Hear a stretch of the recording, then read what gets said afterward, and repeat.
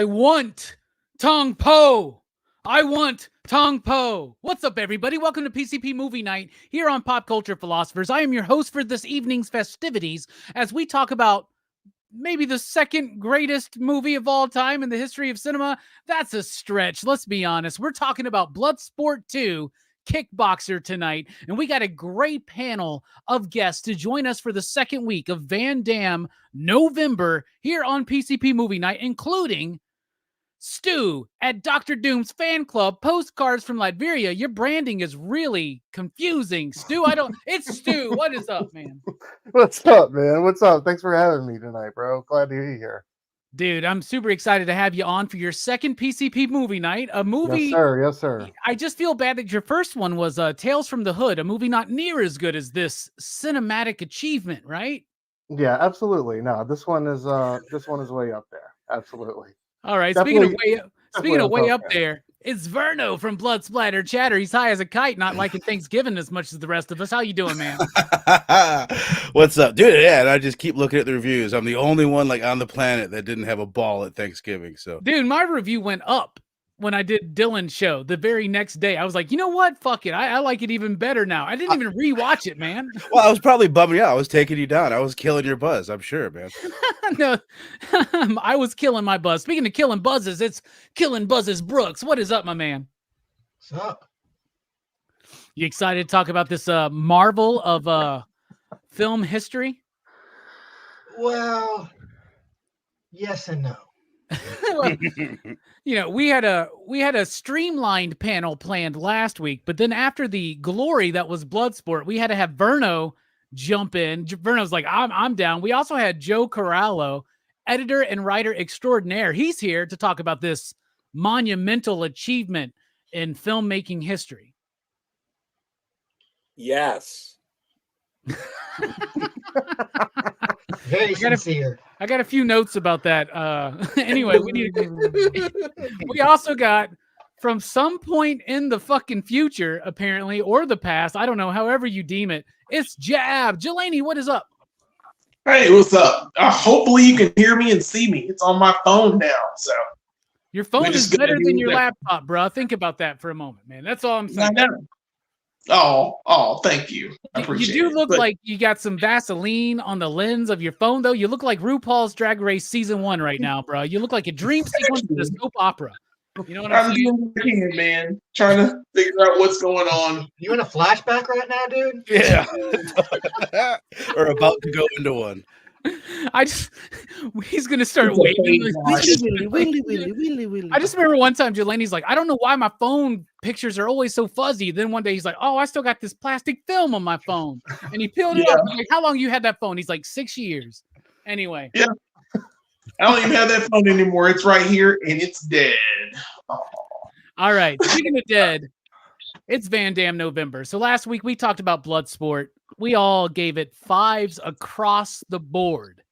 It got us so hyped to talk about the redux of Bloodsport. My bad, the redux of Bloodsport, which is Kickboxer. So I watched it with a dear homie of mine on Wednesday night, and we both looked at each other and was like, you know, maybe this isn't the second greatest movie in cinema history, right? Kickboxer's okay. Kickboxer's okay. It's good, but it's not as good as Bloodsport. And I think it was not so courteous to the film Kickboxer to review it for me right after Bloodsport. Bloodsport, as Joe kept saying last week, perfect. It's a perfect movie. Everything that needs to happen for this movie to be as perfect as it is happened to happen, right?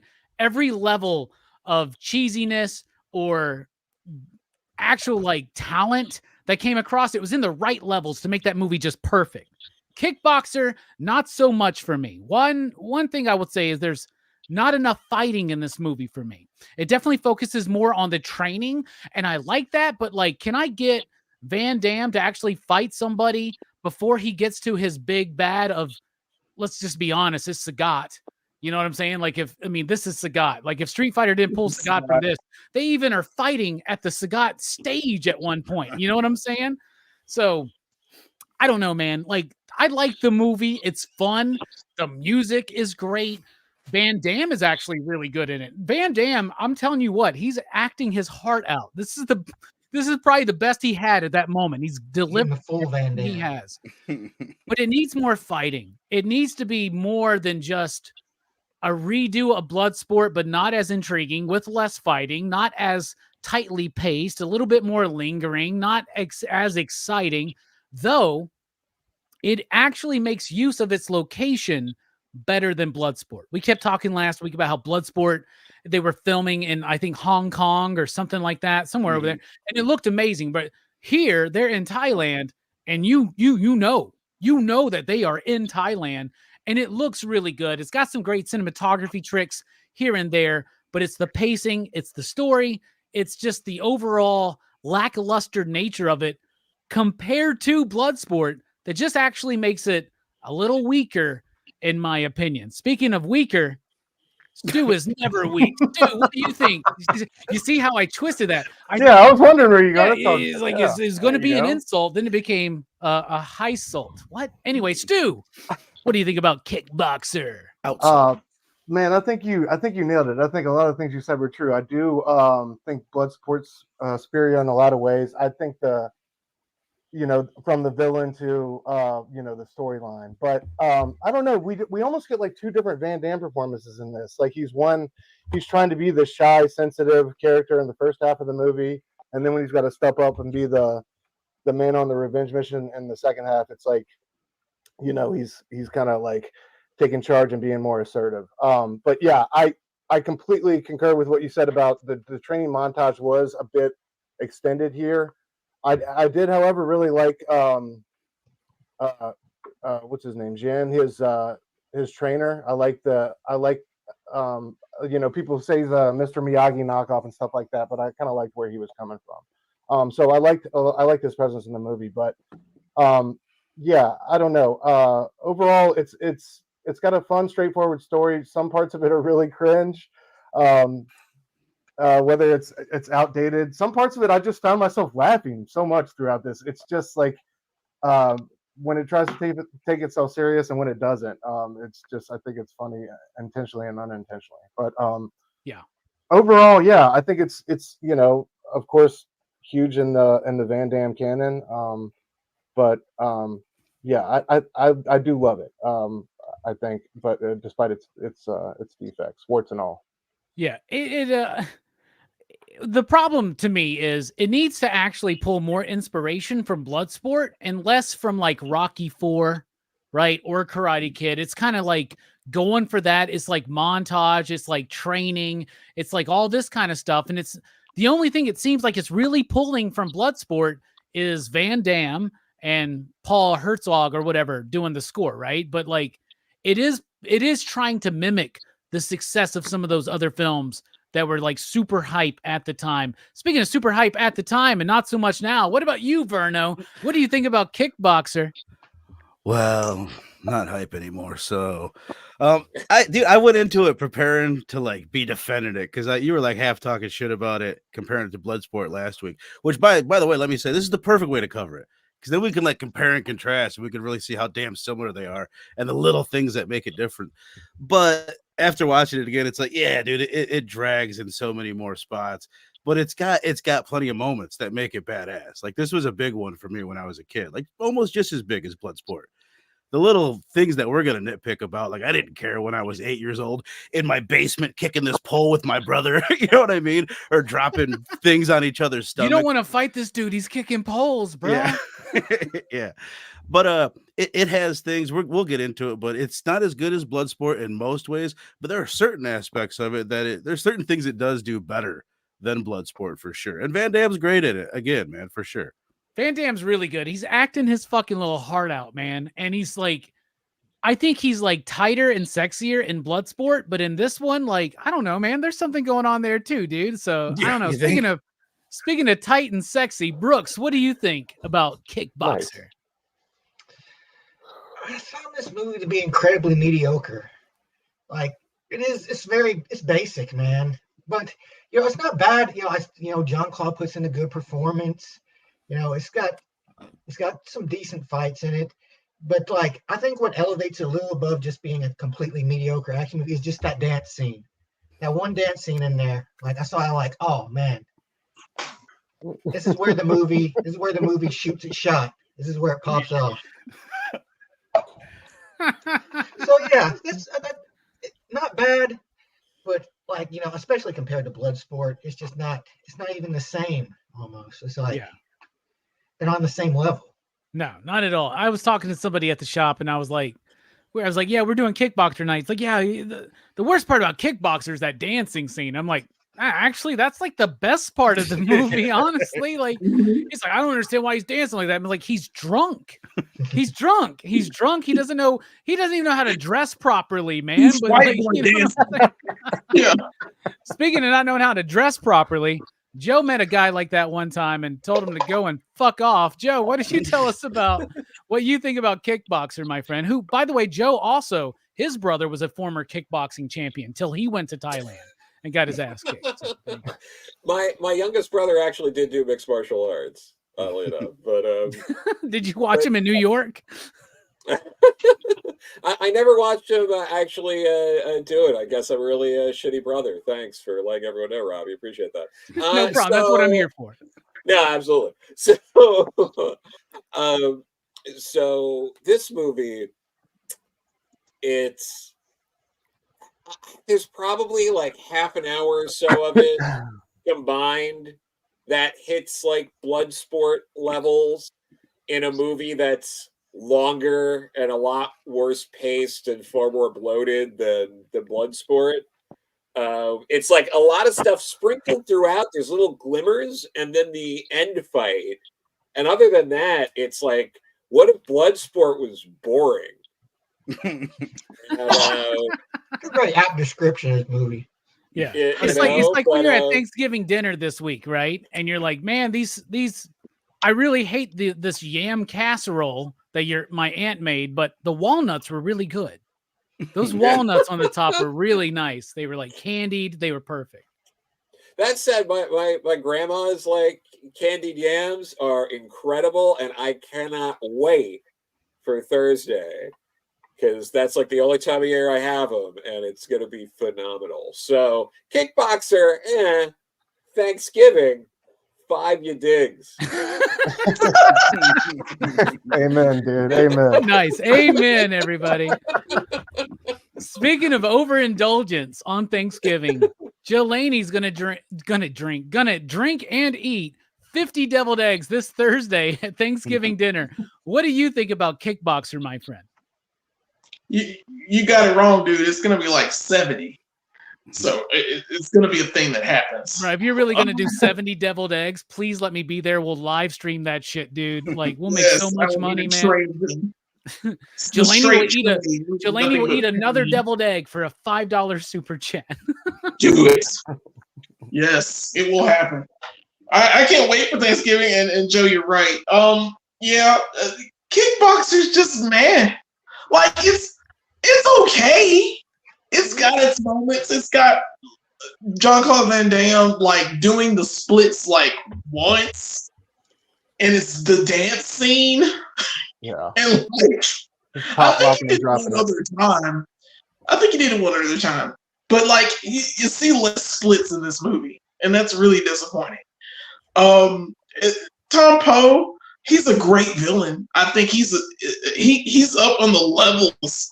In fact, he probably exceeds Bolo as far as evil. Get the fuck out of here. Get the fuck out of here. Oh, I will tell you why. I gotta go. I will tell you why. I'm going to tell you why. I tell you why because he attacked Jean-Claude Van Damme's girl, and that's way worse than beating up a dude and taking his bandana and put it on his thigh. That's way worse. I don't know. I just think that's awesome. And like, killed a man. Yeah, Charlie did kill a man, but yeah, he broke a back. He's got an organization, and technically in Kickboxer 2, spoiler alert, everybody dead except for the trainer. So they don't make it out of Thailand alive after the end of this movie, where it looks like it's a happy ending, not so happy. So it's a dark ass movie. This is a very, very dark movie. This is a darker turn than what Frank Dew had to deal with. Frank Dew would have got out of this. He'd have kickboxed his way out completely and lived to tell the tale. But not Jean-Claude Van Damme in this movie. I forgot his name. Was it Carl? Yeah, Carl's done. It's the most like generic fucking name. It's Kurt. Kurt, Sloan. It's such a man movie, but like I said, I think it's darker. I just think it's a darker film because of the tone of it. Thailand is messed up. You think this is a darker movie than Bloodsport? Bloodsport's got dudes bleeding out on the fucking mat. The I'm mat not is talking about the bloodier, fights, people dude. dying. I'm talking about the setting. Why? Because The there's setting not a is Mentos bit in the Kumite, or Not one. the Mentos bit's not Not in one. Kickboxer or whatever. Okay. I'm not against it. I'm just the No, I see what counterpoint you're to you saying. guys. The counterpoint to you guys. This is a dark film. This is darker than Bloodsport in a lot of different ways because Let me ask they you a don't. question. Like I said, Delaney, they don't make it out. Did you watch Kickboxer 2, 3, and 4? So you like the brother dies off No. camera or some shit? Like, is that what you're No, talking I about? saw no. I saw Kickboxer 2 when I was like younger, but I saw that before I saw Kickboxer. So I was like, where the hell is Jean-Claude Van Damme? Why is he not in this movie? And they were like, oh yeah, Tom Poe killed him. Tom Poe and his men killed him and his brother. And I was like, damn, what is this wrong? But like, of course, Jean-Claude Van Damme didn't want to do another Kickboxer. So I'm pretty sure they were just like, we're just going to write him off. We're just going to kill him, and we're going to add the dude from Step by Step. Like Sasha was the, It is the brother, dude third from Step brother. by Step. Oh my Dude god. from Step by No Step. way. Yeah, Yeah. he's the third brother that's in the movie that's like running the dojo. But I saw that, like I said, I saw that one before I saw the original Kickboxer, so I know what the hell is going on. I was like, why is everybody worried about Tom Poe? And Tom Poe's in that movie, and he's like super evil in that movie. I'm like, damn, So this movie is meh, but like I said, I just feel like since I saw Kickboxer 2, and I know the outcome, the ending of this movie doesn't work out for these people. Okay. It's just messed up. I think it's messed up. That's all. So it's like when you watch Alien, you're like, oh, they all got away. And then you watch Alien 3, you're like, oh, no, they didn't. It didn't. No, they It fucking sucks. died. All right, Yeah. there's a pretty substantial cast in this movie. We got 6 people here. Well, I want 6 different characters highlighted. Let's see how far we can take this. Stu, kick us off. What's the performance that you want to highlight? What's your favorite character? All right, I'll go with I'll give everybody room to breathe, and I'll go with who was the special ops soldier? Was it Winston? God damn it. What was his name? Yeah, that I guy. love Yeah. his the first time we see him, that was one of the best lines in the movie when his brother's getting his ass kicked and he gets thrown onto him. He's like, "Get up, man! You're making us Americans look bad," and he shoves him back in the ring. Like that was such a great line. But yeah, I like how he's introduced. Like he's basically like the ambulance throughout the movie, whether it's the brother or the dog. But just like the old vet who never really left. The guy who can get you anything type deal. He had his little Rambo moment at the end when they saved the brother. Just a nice little supporting character. There's one of little those roles comic in all relief of these movie, movies, right, Yeah. Stu? Like earlier Yeah. this year for Action Fest, we did Missing in Action.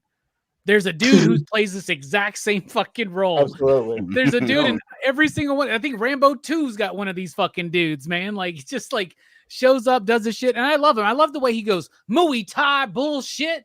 like, what the fuck is that? That's a good pick, though, man. He is very charismatic and memorable in the film. Speaking of charismatic and memorable, Verno, what's a performance you want to highlight? First of all, I'm glad you didn't ask me who my favorite character was because I want to highlight someone, but they're the worst character of the movie. The brother, Eric. He's one of the biggest reasons why the Keith story. Hernandez? You mean? Yeah, exactly. It's It not is Keith Keith Hernandez. Hernandez, but it looks just It fucking does. like It's him. really the does, greasy man. hair and All the everything. way. All the way. Everything about his character doesn't make sense. You couldn't have casted someone to look less like Jean-Claude Van Damme's brother, and then you base the whole motivation of the movies. You got to get revenge for this dude's honor, and he's the biggest piece of shit in the movie, grabbing nurse's ass for no reason. Yeah, dude, that was. He's cocky. He never gets any, as far as I know. Maybe I missed it, but there's no like repercussions for his cockiness, other than he gets paralyzed. But he doesn't ever seem to like. He doesn't learn a lesson. He doesn't learn from it though. You know what I mean? A little paralyzed. But and what's funny is the dude who played that character is an actual American kickboxer champion. Yeah. And that's why he got the gig. He was so bad at acting, they dubbed his role the entire movie. But there's a clip. There's like a deleted scene where he's bitching about his legs are going to turn to toothpicks that you can find online where it's his actual performance. And he's like, I'm done, Kurt. I'm done. It's my legs. They're like toothpicks. And I'm like, no shit. They dubbed this motherfucker, man. Like it is horrible. But yeah, man, he gets away scot-free by the end of the film, doesn't he? Right. Well, I'm glad to hear Jelani says he gets it in the sequel. So they all die. They all died Everybody dies until the teacher. They all, yeah. Chill out, man says AC Slater with a mustache. Yeah, God. Facts, Jill. See, he Good leaves call. Thailand, he joins the fucking New York Mets, and he spits on Cosmo Kramer. That's what happens. Speaking of Cosmo Kramer, the Cosmo Kramer in my personal life is Brooks, the Shroom Master. So, Brooks, why don't you tell us a performance you want to highlight? Well, I did I liked the villain performance in this movie. But like they kind of fucked it up at the end with where they had him like fucking like do the thing with his girl. I'm like, why did they fucking do that? Like it just fucked everything up for me. Like I didn't like it. Like it was felt random. like, just a fucking dumb thing they wanted to throw in there to add some extra little spark of tension. Well, Mark Miller was doing some script rewrites back in those days, I guess. and then Tom Poe eats his brother's leg or some shit. He eats his legs. That's why he's paralyzed. He didn't just snap his back. He just ate his legs. Dude, you just wrote Mark Miller's next fucking comic, man. Big Yeah. Game Part 2, man. It's great, dude. Yeah, but he is a great villain. Like he is very imposing. Like I love the scene where he's just kicking the shit out of that column. Yeah. He's like fucking. Yeah, looks his in, introduction was great. Yeah, like you just see his braid, like at first, like just kind of snapping, and then like it gradually reveals him kicking that column. It was a great Yeah, intro. he's got a good face too. He's got that fucking like, fucking scrunched up face. This makes him look so villainous. So what's funny Badass. about that is, so I'm watching this with Clayton on Wednesday, and I'm like, this is the dude that played Sagat. This is totally the dude that played Sagat in the Street Fighter movie, right? And we looked it up, and I was like, no, this dude's not even Asian, bro. His name's like Michelle something. Like they Like put Quissy. they put squint Put eye eye shit makeup on him, on, man. Like, yeah. oh my god, Very racist. yeah. Yep. Very And Asian face. in the credits, it's as Tung Pao as himself As in the himself. credits. Like Yeah. what? They just So pulled a he's adopted goddamn. the nickname of his character. Yeah, they just pulled a Boris Karloff on this motherfucker, right? Like, what the fuck is going on here, man? He's on the cover of Question the mark next as one, Tom so Poe. He's continues in part the 2 franchise. and 3. Yeah. And then they get another dude to play that character in part 4 and have even more stereotypical racist makeup on that guy. Wow. Right? Man. Yeah. Like, wow. They're gonna, Good Chris times. lead it. Yeah, no shit. Chris I think Lee we're Fu canceling Manchu'd this it. movie tonight, man. We'll see what happens. Speaking of canceling movies, Joe, what do you think? What's a performance you want to highlight? Well, before I even get into that, I just want to highlight Stu starting off with, I'm going to do you all a favor by picking arguably the most interesting character in the movie. Like, Yeah, thanks, dude. I guess so. yeah, mean- no, it's fine, Stu. I'll figure it out. So I'm going to highlight because fuck it, we're talking about interesting and not necessarily good characters. I want to talk about was it Dennis Chan, the guy who's like the trainer dude. Yeah. The teacher. His stunt double, because that dude doesn't know martial arts. So every scene where he's training them, it's shot from the back, and it's clearly not him showing him how to do martial arts. There's really not much more to say about that other than it's really funny that they did something like that. What a bunch of idiots. Speaking of a bunch of idiots, Delaney, what's a performance you want to highlight? Oh, Lord. I mean, I wasn't going to take Winston. Thank you, Stu. But yeah. I know. I'm sorry. Obviously, God. Okay. Damn it, Excuse Stu. me. Jesus If my Christ. internet had messed up, I'd be next. Never feel bad for going first, Stu. Delaney's usually first, okay? So, like, you're good.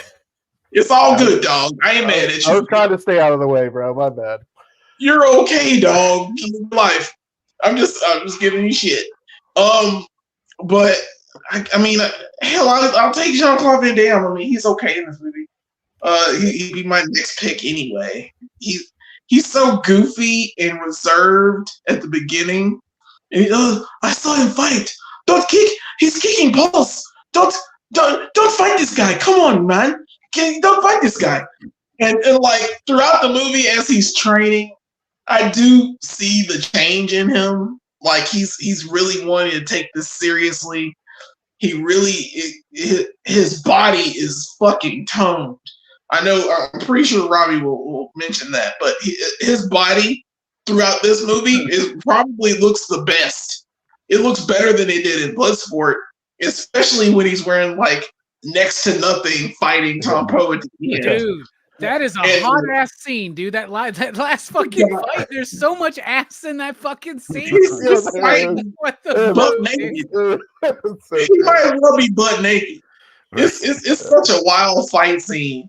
And like you're fighting with David Cronenberg film. If this was a David Cronenberg film, that would be a completely nude fight scene. I'm just gonna say that, right? Oh, for sure. It would. And like he carries it well. He's Frank Dew in this movie towards the end. And it's a lot. There should have been way more kickboxing. The kicks should have been way better than what the There fight should have been way more than his brother showing up, and then all of a sudden he's just kicking this dude 69 times, and the dude's not even fighting back all of a sudden. Yeah, Like, right. what the fuck? Did you just eat some spinach, Popeye? Like, what's going on? Did you just get the power of Grayskull, motherfucker? That's all it was. That's all it was. He's like he thinks he's like the best thing around, and he turns out that he is after a while. Now, if I've been punched a whole bunch of times by broken glass, and especially in my stomach, like I'm punched by broken glass hand pumps, where this guy's like been punching and then kicking poles all of this time, I'm gonna feel it and I'm gonna lose. The first hit, I'd be like, no, son, no, we're good. Like, I quit. Dude, as soon as I'm dipping my fist into the glass, I'm like, Yeah. You know what, dude? Yeah. This is not what I was expecting. I'm out. I'm sorry. I'm sorry, but I quit. When the guy showed up with the letter saying that they were gonna fight, and he was like, "We're gonna do it the old school way. We're gonna dip our hands in resin and then stick our hands in glass." I've been like, "No, son, why? It's a skatebox tournament, man. I just want to fight him." Yeah, that would have been a lot better. But this movie is so weird, and like Winston was the best character, clearly in the movie. And I won't talk about him for a second. He was that everyman. He was the one we were talking about. He's that dude that just had all the girls, and like he was the one that knew his way around. And he's an American in Thailand, bro. Not surprising. Okay. Yep. So, like, that's all I'm gonna say. One night in Bangkok, and the world is your oyster, as they say, Jelani. Yes, I'm pretty sure it is. I love the depiction of Thailand. It was all like whores and organized crime. Like That's from like in my idea, my Hollywood idea of Thailand. That's what it is, man. That's exactly what it is. But they don't make it out. Nobody makes it out. So it is what it is. I have friends that are always like, "Have you ever been to Thailand, Robbie?" And I'm like, "No." "Oh, you need to go. It's great." I'm like, "Really? Why? Why? Why do you think Thailand's so great?" You're bitching about Stu picking Winston, but nobody picked my favorite character in this movie, which is Jean-Claude Van Damme's wardrobe. What the fuck is this dude wearing in this movie, man?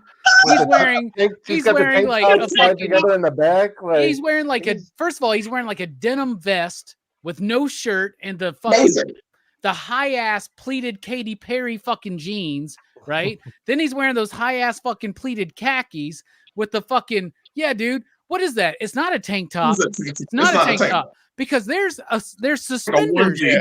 So that's That's like what a I'm one. saying, That's yeah. a one piece that's going like, like yeah. around his. He's wearing a leotard. It's It's got to like the be going combination around of his his clothes crotch. and his haircut. Yeah, His dude, haircut in like, this what movie the is Uh, like accentuates.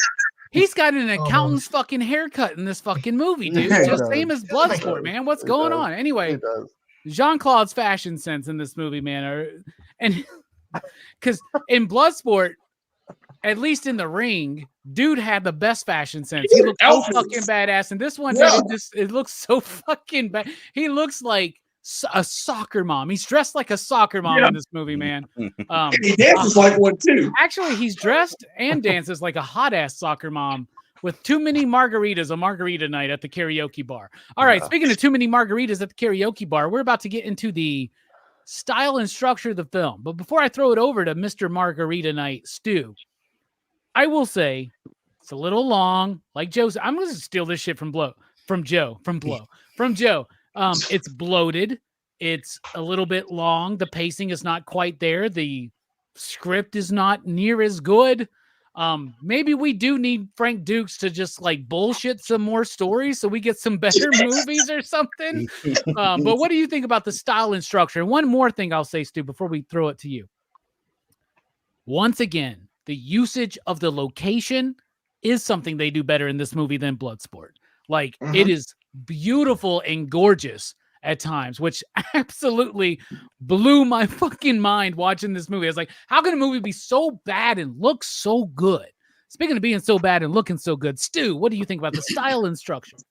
Yeah, I agree. I just to that point too. I thought like some of the indoor shots with like the fight stadiums and stuff. I thought they did a really good job of like conveying how big of a deal it is over there in that country, how big Muay Thai is, and but style and structure, I agree with all your points. I think they missed a chance to do like a cooler come up type story. Like the training montage lagged a little bit, and I thought they really missed a chance there to just have something cooler. And that one fight was really lackluster that he had on his path to Tong Pao. So that was my complaint with it. And you went from the first act of him being all weird and kind of awkward and, like you said, acting his little heart out to him like slowly becoming more sure of himself. I could have used a better little bit of.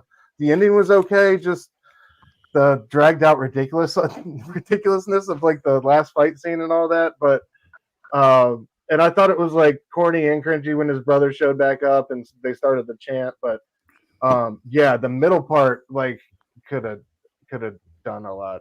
Also, I thought it was. I found myself laughing on the second time when I was watching when they first get to Thailand and the music's playing and he gets the flowers on the boat or whatever, and he's carrying those fucking flowers around for like 20 minutes, and his brother goes and he's like, oh, there goes my brother giving flowers to the horse again. And it's just like,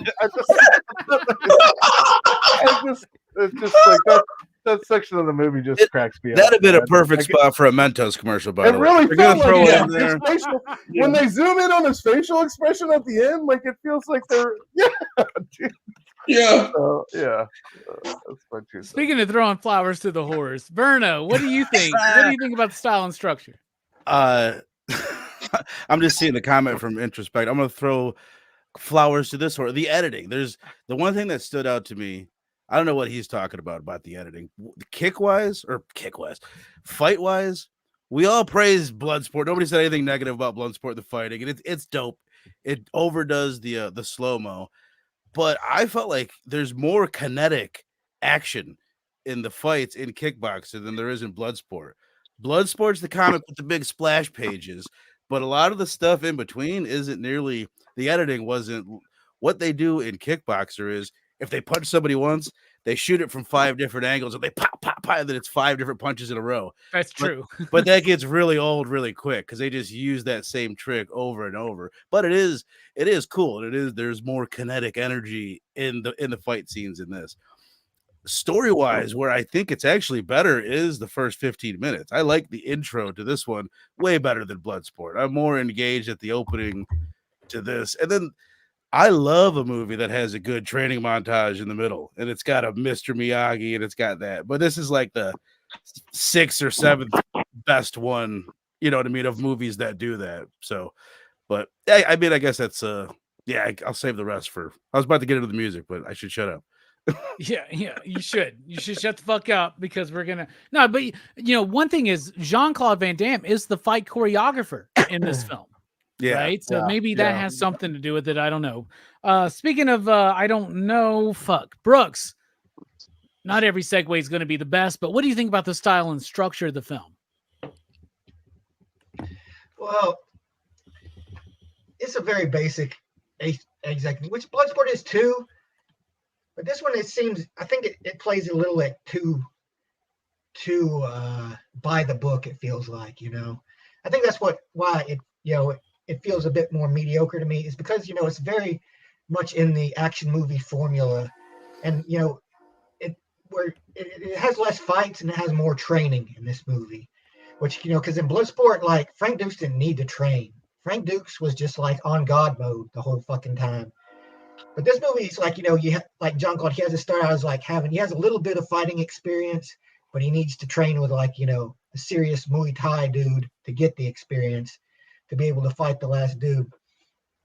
So it feels like, you know, a few things got just thrown in there just because, like the whole thing with, like, you know, his girl getting captured by him and everything, and like all this other stuff is like, it feels like, you know, it's kind of pointless things that they felt like they had to throw into it because, you know, this is the kind of thing that happens in action movies, you know.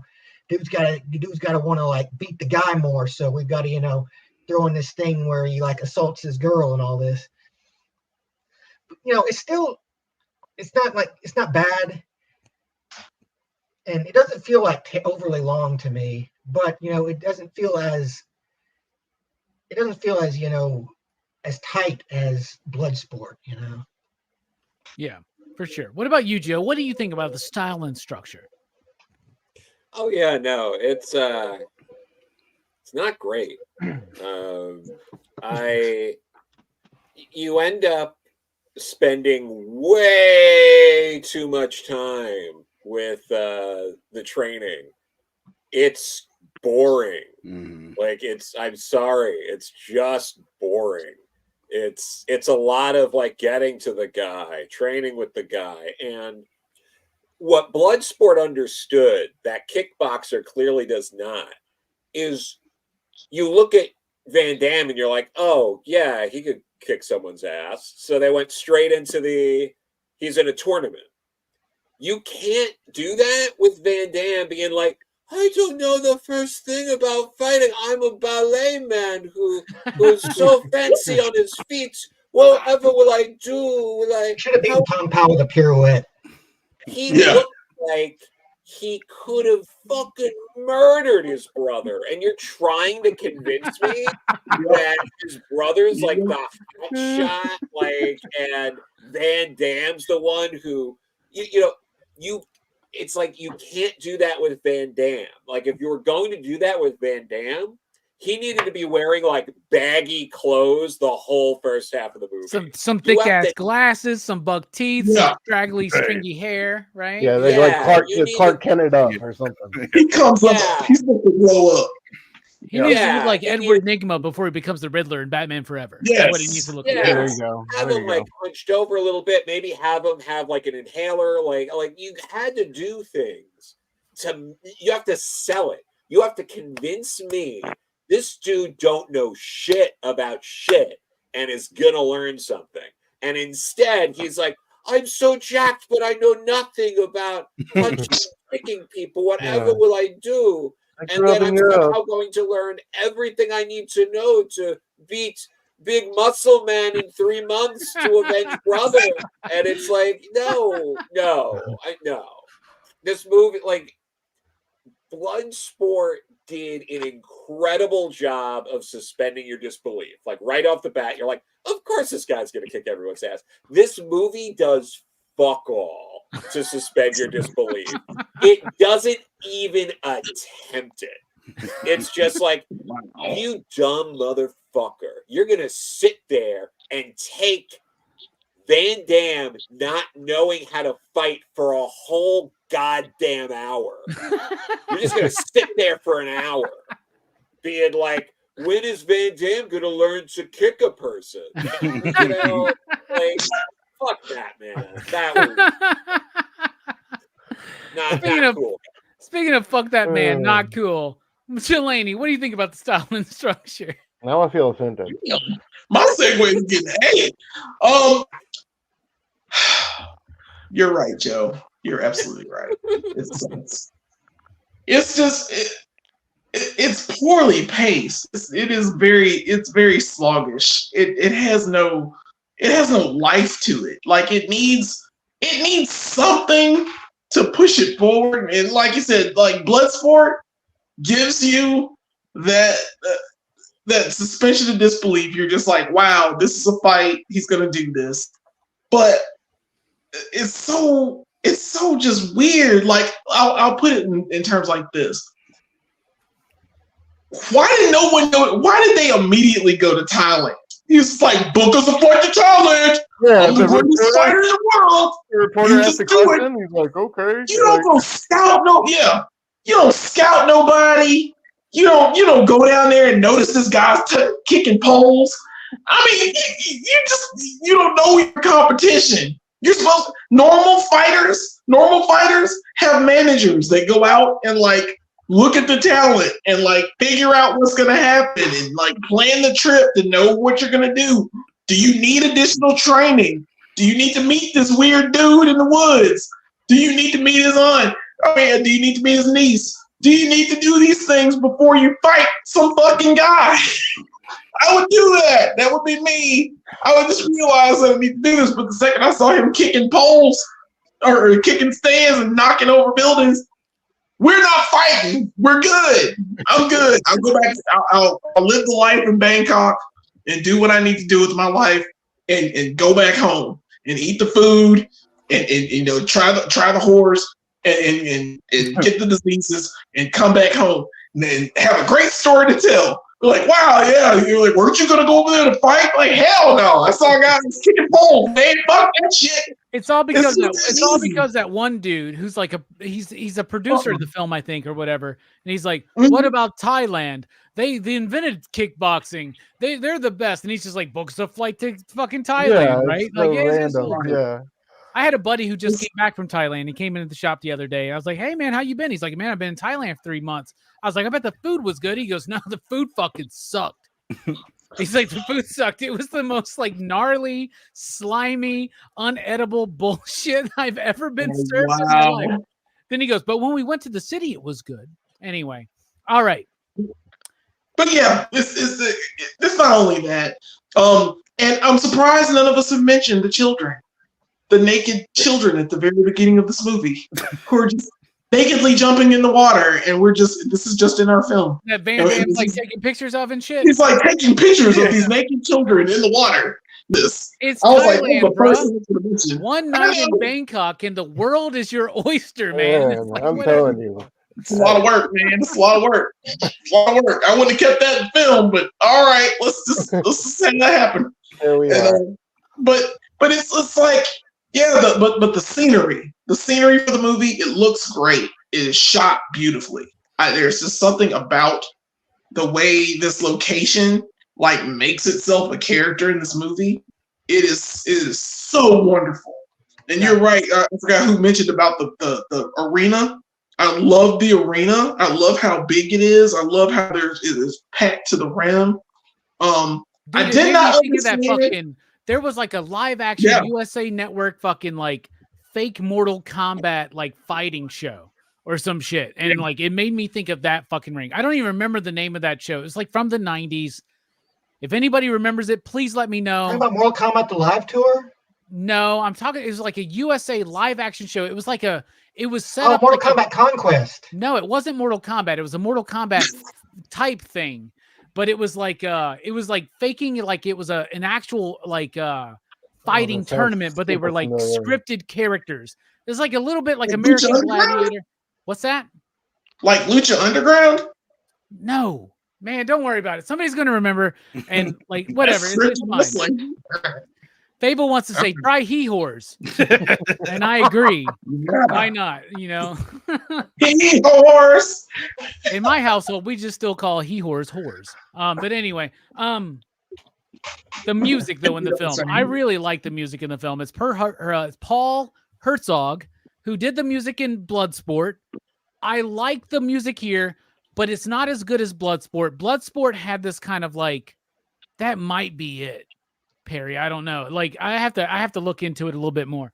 I've done this before on a live stream and people remembered what it was. And then I went and found it on YouTube. Anyway, doesn't matter. They were all different characters and they were like making these, it was like wrestling mixed with like martial arts and like American Gladiators and Mortal Kombat. It was something. All right. So the music is not as good as Bloodsport to me because I feel like Paul was like, oh shit, Bloodsport was a hit. I'm a serious composer now. I'm a serious film composer, right? So he's like going too hard to make it sound very more like, I don't know, man, like authentic. Maybe that's probably the wrong word, but it feels like he's trying to make it more like rooted in the culture, right? And it doesn't come across as quite as poppy as his music, as punchy, but the music is really good. If you listen to the soundtrack on its own, it's really good. Like go to the gym, do some fucking Tai Chi, whatever it is that you do to like move your body, listen to the Kickboxer soundtrack. You're going to love it. Also, you got Stan Bush doing some more songs in this one. They're not as good as I Will Survive, but there's one, it's like I Fight to Love. Instead of I'll fight to survive, it's I'll fight for love. And I'm like, yeah, that's a bit softer. Kickboxer is just a bit softer than Bloodsport, in my opinion. And the music kind of shows us that. But I do love the music. I think it's one of the absolute best parts of the movie, actually. What do you think about the music, Stu? Same. I think I love the Stan Bush stuff, especially. I think like the intro one, the Streets of Siam or whatever. I was listening to it on YouTube right before we started. That's a jam. I'm definitely gonna put that on for the morning run. But yeah, I just love the encapsulation of like those movies. That music is such perfect 80s action. Like I feel like if you couldn't craft a more perfect like song to point to that era and that genre. So yeah, I enjoyed it. Absolutely. What about you, Verno? And please continue on the panel for me, please. Gotcha. I'll say that really similar to what I said last week. I think the music in both these movies, it like fits the music perfectly. Every time every song hits, I start bobbing my head. It's working for the movie. But I was baffled by all of you guys just like loving it so much last week. Like I still think it's pretty shitty music. It's generic 80s bad music. And some of it is extra bad, but it's great for the movie. I was thinking afterwards, like, do you guys really like it or do you just work for the movie? But I'll send it to Brooks. Maybe you can explain it to me, but that's where I'm at. Well, the kind of music this movie is like it's tailor-made for these movies in a way. Yeah. Are they? Let me clear that up. Do they really make these songs for the movie? Yeah, it feels like if you feel if like you heard like even if you heard like a song like "Fight to Survive" outside of the context of Bloodsport, you'd probably be like, that's a cheesy ass dumb song. But when you combine the song into the movie Bloodsport where it belongs, it's like, oh, that song's fucking rad. Right. Okay. All right. Then we are on the same page. That's what I was kind of. You guys were all praising it last week. I'm like, oh. Yeah, it's like there's definitely like there's levels. It has to be as good in context. Right. Right. Yeah. And this movie, it kind of the same. Like I don't think this movie to me doesn't have like a song that stuck out as much as like "Fight to Survive" though. But it did have a decent soundtrack. It was suitable. It was decent. Which I think I say a lot about this movie is like it's very mediocre. What about you, Joe? What do you think about the music? Yeah, I mean, I think that's one of the more damning things about the movie, right? Because, again, it's like, oh, the music's like pretty good. It's yet another example of something that isn't as good as Bloodsport in Kickboxer. It's like it's just that other thing where it's like, damn, like arguably one of the better points of the movie. And I'll also go with what Verno's saying. It's like it's not good. Right. It's not like it's fun, it's engaging, it's good for Exactly. certain things, but like, I mean, I'm not gonna like pour myself a nice glass of whiskey, sit down in a nice comfy chair in like my robe and They're on the get the standby. vinyl player and put on the soundtrack to Kickboxer and just like think about life. But you will for like, Bloodsport, right? Oh, Bloodsport, yeah. No, but no. You know what it's really good to do? Play some Street Fighter 2 Turbo Edition, Hyper Fighting if you want to, right? And turn the volume down and put on the soundtrack to Kickboxer. That's where it works. Because it does sound like Kickboxer soundtrack makes me want to do this. You know what I'm saying? Yeah. Like, It makes me want to do this. If it also might work if you're like, it's like a nice album to put on in like the summer when you're going over the speed limit on like a highway or something like that. Yes. If you ain't get your Motley driving, if you can't get your Motley Crue CDs in there, just throw the Kickboxer soundtrack in. There you go. What about you, Jelani? What do you think about the music? I mean, it's serviceable. It's one of those. It's just one of those soundtracks that you throw it in there and it's okay. But Bloodsport is here. Kickboxer is like here. As far as levels of the dramatic change, it's fine. I mean, it's decent. And it works well for this movie because it's an action film. So you throw in action music, just like we've been talking about. It's just one of those things that just happens in a film. I like the beginning, like Stu said. I like the very beginning music. The starter music is very punchy, and it gets you to where you need to go. And the scene that it works with is perfect. And there, I don't know. It's just very. I guess our word for this movie is just mediocre. Yeah, it's definitely Brooks's word, right? Mediocre. Yeah. I think saying it's very serviceable is dead on. I think that's exactly right. It's serviceable music, but it hits the 80s beats. If you got your 80s fix, this is the 80s movie music that you use. But it's stock 80s music. It feels like stock 80s. There you go. That's it. That's all I got. That was 89. So yeah. I love how you got doing Batman. It's just different. You good? You done? Yeah, I'm done now. I'm done speaking. Thanks. Yeah. I love how last week we were all like, fucking Bloodsport, fucking A, let's do Kickboxer next week. And this week we're all like, This movie, though, just like Bloodsport, is saying something about life. Most stories do. All stories do actually say something about life. What are you picking out of this movie, Stu? What is this movie actually about? Oh, Lord. How's it feel being first now, motherfucker? Yeah, I know. I don't know. Yeah. I don't know. I mean, this movie doesn't have any, I don't feel like real tangible message. It tries to be on the never give up and push yourself into, a dangerous situation that I guess have easily gotten out of. But it's like, I don't know. After your brother is paralyzed, leave. Be like, hey, we need to go do rehab or something somewhere else. We're done here. Goodbye, Thailand. We'll never come back. We know now. Sorry. No, there you go. I'm good. There you go. Yeah, I don't know.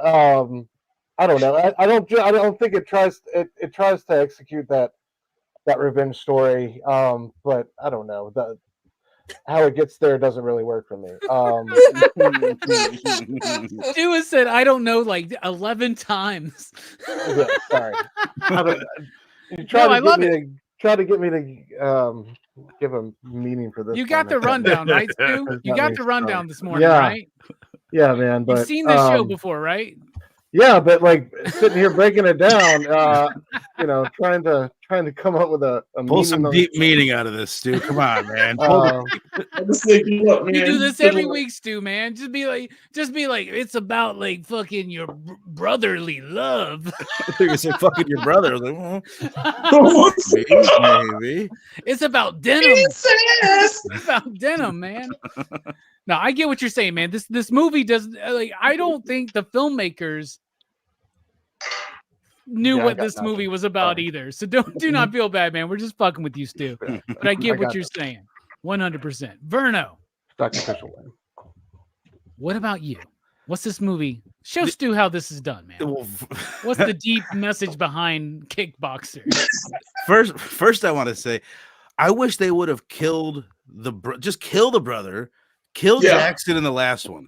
Dude, I swear, in my childhood memory, Verno, I thought they killed the dude in Bloodsport. I thought they killed Jackson. I thought they killed his brother in this movie. Nobody dies. You said that last week. I'm like, yes, dude, that's like a Mandela effect.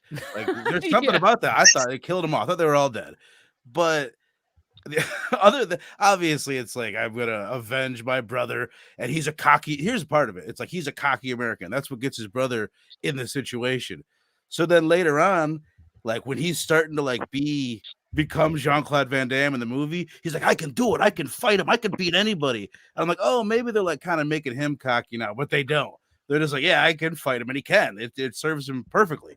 So they don't tie that theme together at all. So what I will say, it's about you got to either drink your way out of problems, because that's what they do. They're like, oh, we need to train. We better go drinking twice. You got to fuck your way out of the problems, or you got to fight your way out of the problems. So it's about drinking, fighting, and fucking. And you can probably say that for all month. Oh, the rest of the month is probably the theme. For you too, probably. All right. What about you, Brooks? You're a little bit more of a profound thinker. Hey, what the fuck? No, I'm just fucking around. No, Verno, Stu, y'all are both right. It's about just simple revenge, right? It's about some of the other things, but like Brooks, what's this movie speaking to you? And that's the great thing about this bit, y'all, is a movie speaks differently to different people, right? Brooks, is this movie about fuck authority? Is this about anti-government sentimentality? What's going on, man? Not this one. I think this movie is more about the dangers of being led by your hubris. Like this idea of like having to fucking like, prove yourself, like, thinking that, that's the whole thing with his brother in the beginning of this movie. Like he's the king shit. He just steps in the ring. He just takes everybody down effortlessly. So he thinks like, oh, I'm the best. Like nobody can touch me. So then he goes to Thailand and gets just fucking absolutely creamed. It's like, that's the danger. That's the risk you take when you let your pride lead you to try and, prove yourself to be the best. Yeah, a lot of people go to Thailand and get creamed. There we go. Nice. It's like like him getting his back broken, like, he should, like, he knew what he was doing, he knew he was going up against the best. So like, the fact that his brother is going for it, I think it's like, come on, man. It's like, cut your losses. Like, you got in over your head. Don't let, like, fuck pride, don't let your pride fuck with you. That's right. All right. What about you, Joe? You're a writer. You're an editor. Yeah. You're a professional in this industry. Exactly. What do you think? What's this movie about? What's it speaking to you? Well, to me, the meaning of kickboxer is boxing in which boxers are permitted to kick with bare feet, as in karate.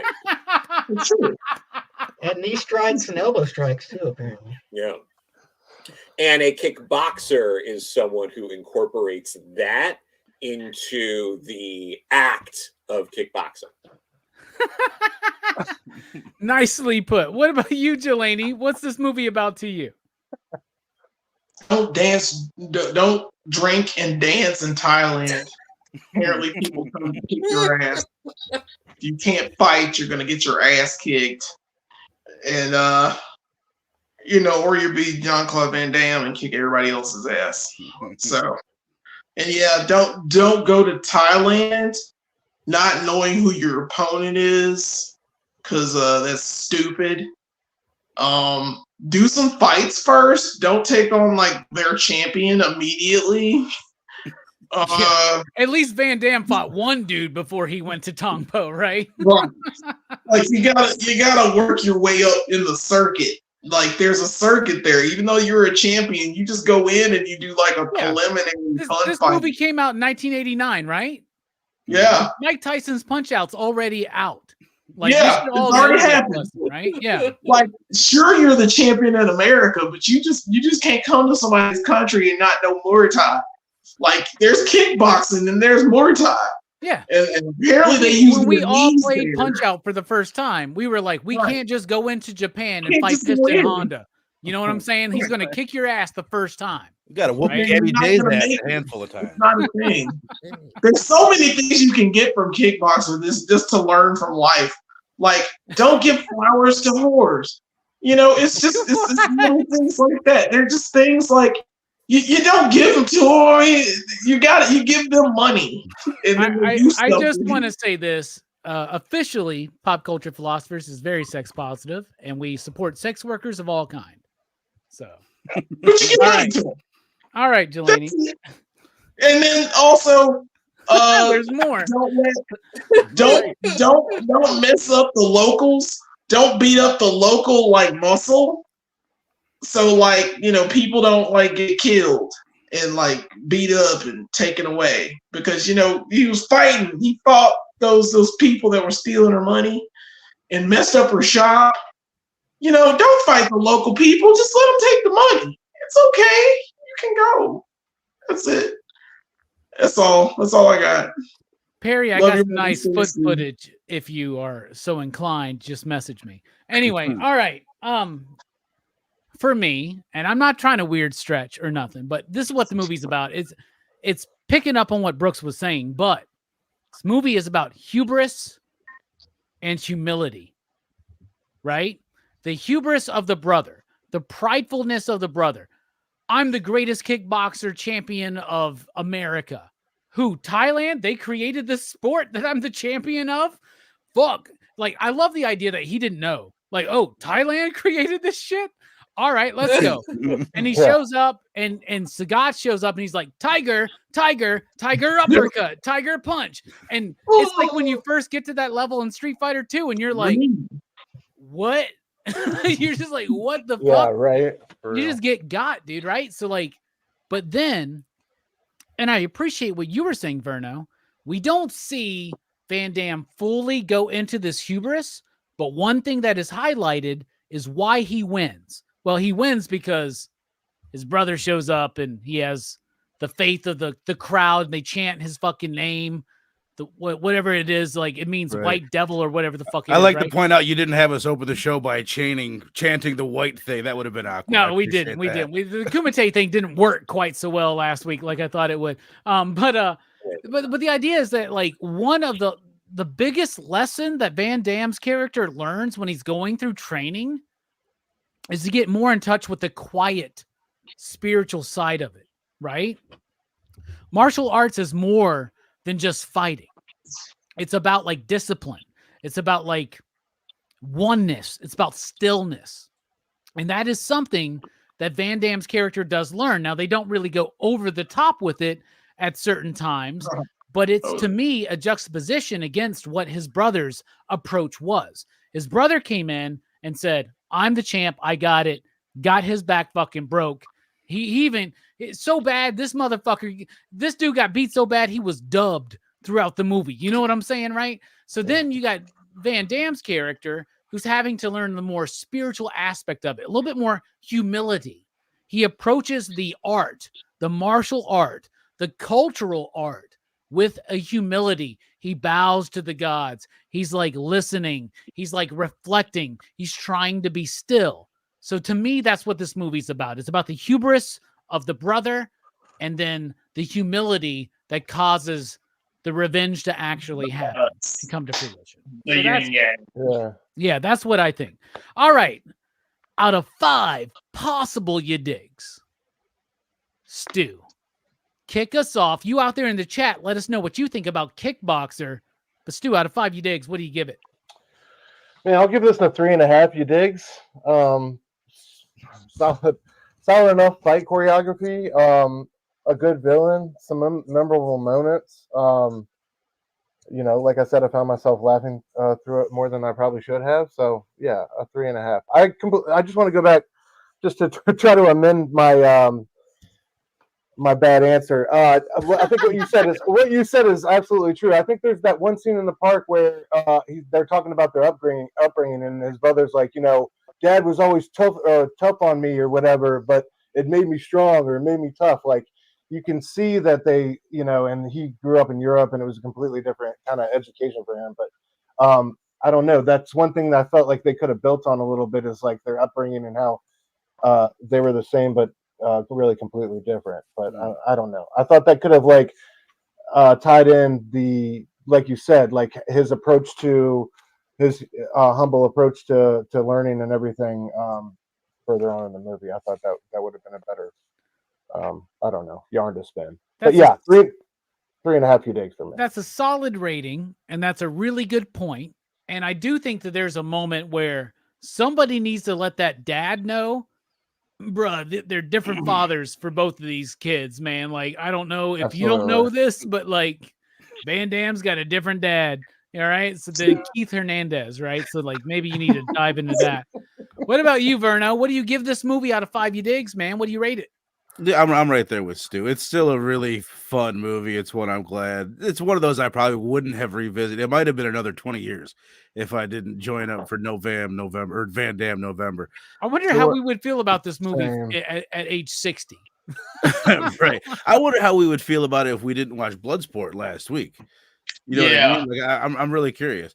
But I'll say I really wish we've fixed this movie while we've been talking about it. If they would have shaved off like 8 minutes of the training bits, because that's what I wanted to point out. I love a lot of those bits in the training bit in this movie. They're really fun and memorable stuff. When he's standing there on one foot, he's kicking the different targets and the coconut and the kicking and all that. You know what I mean? There's bits in there that are good. Shave off a big chunk of the boring bits of that and then add in one more fight leading up to the main fight.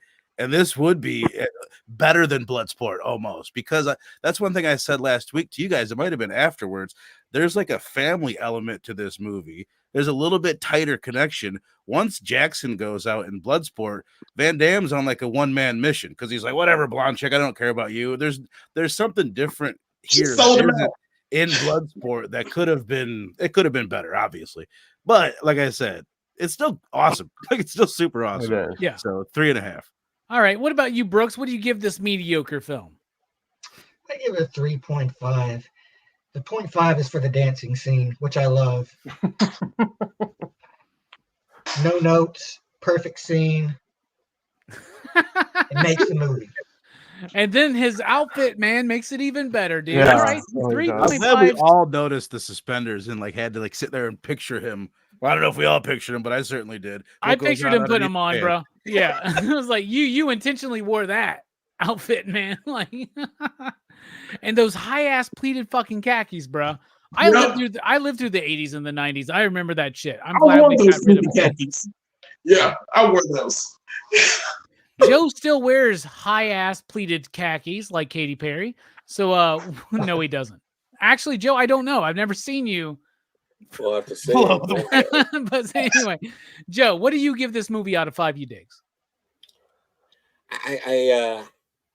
I'm going to be a little less generous. I'm going with a 3 out of 5. Yeah, because it was one of those things. Like it's so down the middle. Like it's one of those things that should be a 2.5. I'm giving a 3 because there are elements in it I enjoy, but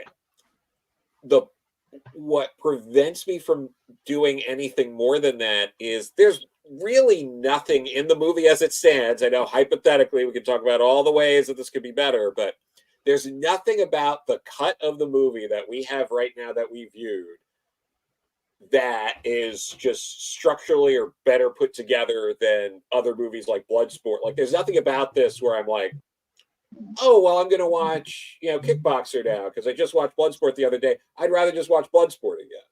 So like those kind of elements to it, it's like it's hard for me to give it more than a 3 for a lot of those reasons. Like, oh, it's just inferior in only every way as it stands. I do agree that there are elements to it that if they executed right, absolutely, I think it could if this was shorter and they really emphasized the other elements to it, I think it could have been really good. But it gets the 3 because of those like 25 or so minutes that really shine in the movie, the handful of fights that are really good, and the dance scene, and I do think the part of what hurts this movie is the opening is very strong, because I think a lot of us, like the first 10 minutes or so, are like, yeah, let's do this. Mm-hmm. And then you're like, oh, we're still in this training.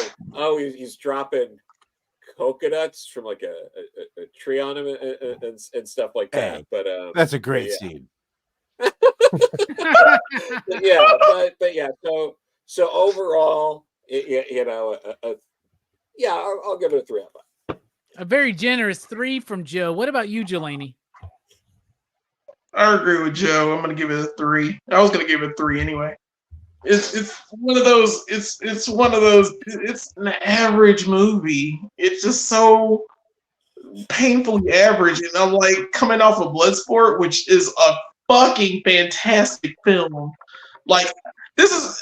Oh man, my internet was down last week. It was just so messed up. I had notes for Bloodsport of how good it is and how this is a quintessential action movie. It is so complete. It's one of those films. It's like a touchstone in actual action movie history. Like the first time we saw this together, and I hadn't watched it in years, I actually felt something. It gave a spark in me. It was so positive. And Frank Duke's bullshit lies, alleged lies, are way better than what Kickboxer was. Like Frank Duke needed to somehow figure out how to write Kickboxer as well. It's the same movie, but Cannon did it better than Lionsgate, and it's just so weird. Like I don't know. Yeah, Kickboxer walks so Bloodsport could run for sure. Yeah. It's very. I mean, that's why we were so excited to do it, because we were just on that momentum. And I had watched like I said, I hadn't watched Kickboxer since I was a kid. I watched Kickboxer 2 first, so I was just like hurt and confused why Van Damme wasn't in that movie. So it's just very weird.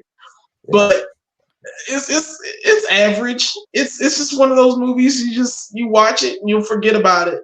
I mean, it's just one of those things. But I will say, like I said, Tom Poe is a great villain. I think he's he shit at the end when he gets his ass whooped, but at the same time, I think he's way better than Bolo. I just think he's better than Bolo as a villain. In a lot of different ways. He peaks in his first scene. He never looks more intimidating than he looks when you first see him. He looks awesome. That when he's fighting, he does Muay Thai like come at you scene, and all he's doing is punching you. I'm like, God dang, stop it. Like, Chong Li felt like a threat all the way through, even to the defeat. Tong Po, to me, just like feels like he gives up he at got the that end. new girl. He got that I new agree. girl. He just all of a sudden puts his fucking Dukes down, his Frank Dukes down. He just puts them down and just allows himself to get fucking. Yeah, like I love that scene when he walks up. He walks up at the end or whatever, and she's cutting off, and she's like, he's coming. He's like, don't worry, and he's just like walking up like Frankenstein. His dude's just like, Quah! And like kicks him. Like, dude had like no defense. What is the point of that? You cut off my fucking gummy bear glass gloves, Yeah. and now I'm like fucking Jesus. Like, what the fuck is going on, man? Like, I don't understand. It makes no sense. Cut him off. It's like dropping the weight in Dragon Ball Z. Yeah, it's like is that what it was? He took the weights off, so he's like just fucking going. I'm better now. I'm faster. Popped up. I love when his Yeah. brother's like, "Is he faster than me?" He does this, and it sounds. The sound effect is like a dude furiously masturbating. Is what the sound effect is. It's like fat, fat, fat, fat, fat, fat, fat. Anyway, I will agree with the Jays, Jelani and Joe. Shit. 3 you digs from me. It has potential, but it doesn't reach that potential. And even though I think the theme is a little bit more resonant than Bloodsport's theme, it doesn't come across actually, right? And the movie is not paced very well. The music's not as good. Like Joe said, everything that's okay about this movie, Bloodsport did better. And like Verno said, maybe it's different if we watch this on its own and not right after Bloodsport. Like, there's a reason why I rated Cyborg higher than this movie. Maybe because I didn't watch Bloodsport before it. You know what I'm saying? If I watch Cyborg right now, I'd probably be like, actually, if I watch it right now, I'd be like, Cyborg's fucking great compared to Kickboxer, right? Because at least it's just dumb as fuck. You know what I'm saying? And it's got a Jesus metaphor. I love the crucifixion scene. Jean-Claude is very hot in that movie too. That's also a 1989 release. All right. So a 3 from me, Joe, and Jelani, a 3.5 from Brooks, Verno, and Stu for a PCP average 3.2, 67. Fuck. Oh. 67. It just hits the 67. It doesn't quite hit the 69 Like because right there. it's hard to do a 69 when you're wearing like this leotard onesie fucking suspender tank top thing. That's right? the only way to do it. It's fucking- That's how we did it back in the day. I just hope he has a little pocket down there. And by the way, that whole thing also has a zipper right here. My Jamie mentioned this. She goes, "Did you notice that suspender tank top also has a little zipper?" And then me and Clayton were like, "But it doesn't go all the way down. What's the point of the zipper then, man? Like, what the fuck?" Anyway, so a 3.2, 67 on average. All right. So thus concludes our review of Kickboxer. But Van Damme November is not over because we chose Bloodsport, we chose Kickboxer, but we left up the third and final movie of Van Damme November to you, the PCP Army, and you have chosen Universal Soldier. Nice. The third greatest cinematic achievement in the history of cinema. We'll be talking about that next week. I do believe we're going to have Steph joining us for that one. Fable may be there, I think. It's going to be a really fun show. And it will be the end of Van Damme November until we officially kick off Holiday Horror Fest here at PCP, which is already underway at Dylan's Horror Show. So check out Dylan's Horror Show on Saturday night as they talk about Black Friday, starring Bruce Campbell. I've never seen that movie, but me and Dylan and the company just talked about Thanksgiving for Holiday Horror Fest. Manny's doing some Holiday Horror Fest stuff. He just talked about an episode of Tales from the Crypt Keeper that was Christmas themed. We got some great shows coming up. Joe's very excited that we're doing Christmas Evil, for instance. I'm very excited that we're doing Silent Night, Deadly Night. But also, me and Verno talked about Thanksgiving. That video was released yesterday on Blood Splatter Chatter. Everybody needs to watch that first, then watch my review on Thanksgiving and see what one day can do to the opinion of Rockin' Robbie. So there you go. I love it. Stu, thank you for being here. Any final thoughts? Oh man, thank you so much for having me. It was a pleasure hanging out with you guys. Yeah, I like I don't know. In retrospect, I think a classic in the Van Damme canon. I think definitely it's tough with the shadow of Bloodsport standing over it for sure. But some good parts nonetheless. But yeah, thanks again for having me tonight. Loved hanging out Of with you. course, man. Everybody go sub up, by the way, and get there for Supreme Clientele, one of the greatest Wednesday night shows you're going to see on YouTube about comics. Verno, thank you for being here. It's always a pleasure. Final thoughts. Good times, man. Good times. I'm really glad that I jumped in on the Van Damme fun so far. I got to do 2 of them, so it was great. Yeah, go check it out, man. It was a really good conversation with Robbie on Thanksgiving. And then I wasn't sure if I was doing an episode this week, but I am getting together with Steph and Fable, and on Friday night at 8:00 on my channel, we're going to be talking about Cobweb as part of November. That's what we're doing all month on the show or on the channel. It's talking about all the newest movies that have come out in the past few months in the horror world. So it's been good, man. It's been a lot of good stuff that came out really recently. Nice. Yeah, I still need to check that one out. What about you, Brooks, man? Thank you for being here. Final thoughts? That's why they call it Bloodsport. So I couldn't even think of a fucking line from this movie to use as my closing. I was racking my brain. I'm like, fuck it. Hell yeah. What about you, Joe? Thank you for being here, man. It's always a pleasure. Final thoughts. Thank you. No problem.